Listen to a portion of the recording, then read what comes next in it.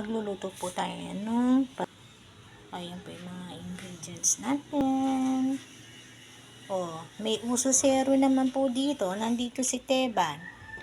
Alis ka dyan. Luluto si mama. Mamaya ka na pumunta dyan. Sige na.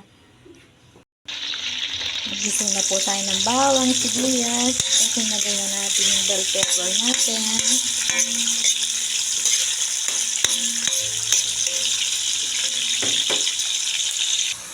Ilagay na po natin yung sahog natin, hipon, tsaka atay ng manok. Ilagyan ko na po ng patis, paminta, tsaka cubes na chicken flavor.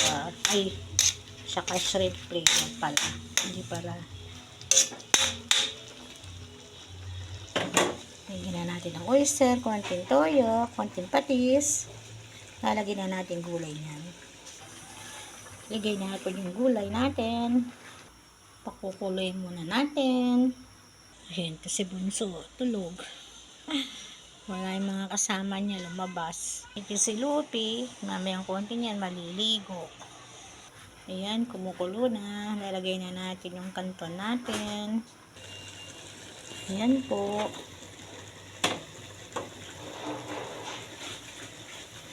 Luto na po nga natin pansik kanton.